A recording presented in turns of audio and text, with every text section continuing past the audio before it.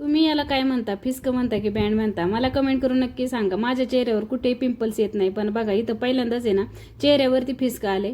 आणि आता ते आहे ना एवढं दुखतंय ना, हनवटीचा भाग लाल झालाय. त्याच्यामुळं की काय माझं डोकं पण आज दिवसभर प्रचंड दुखत होतं. दिवस पूर्ण झोपूनच काढला.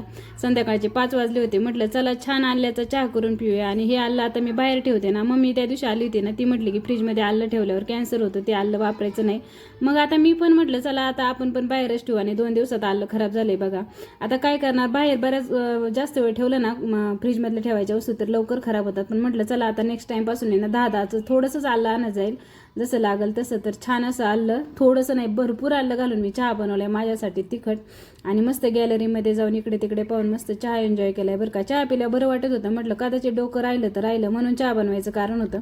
आणि आज ना मला आहे ना मशीनवर थोडंसं काम होतं. आणि बघा आता आमच्या मशीनवर आहे ना खुर्ची बाई ठेवलेली असते कायमच. कारण आता मी रोज रोज मशीनवर काही शिवायला नसतं. आणि आता ऑपरेशन झाल्यापासून मी काही शिवलंच नाही. आता 2 महिन्यात मी पहिल्यांदाच मशीनवर शिवणार आहे. भीती वाटत होती की हाताला जास्त रिस्क नको घ्यायला, हाताची हालचाल जास्त असते मशीन काम करताना. तर मुलांचे पॅन्ट, आता ही आयुषची पॅन्ट आहे नाईट पॅन्ट, आता ही ना जरा स्ट्रेचेबल आहे आणि हिला तर बऱ्याचदा टीप बसतच नाही. पण पोरांचं कसं असतं, आईचं ऐकायचंच नाही.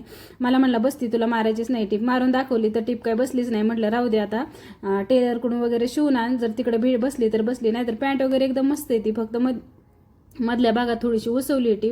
आता ही पण पॅन्ट आहे ना मध्येच उसवली. मुलं काय करतात, बसताना व्यवस्थित अशी वरती वगैरे घेऊन बसत नाही ना, डायरेक्ट असे पोझिशनला बसतात. आणि काही पॅन्ट स्ट्रेचेबल असल्या तरी त्या मधल्या भागात ताण आला की त्यामध्येच उसवतात. आता ही पण सार्थकची पॅन्ट आहे ना नेमकी मध्ये उसवली होती.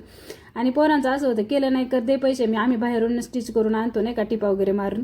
तर हा ड्रेस आहे ना कस्टमरचा होता, तो पण फिटिंगसाठीच आला होता. पण बरेच दिवस 9-10 दिवस झाले माझ्याकडे तसंच पडला होता, आज मारेल उद्या मारेल.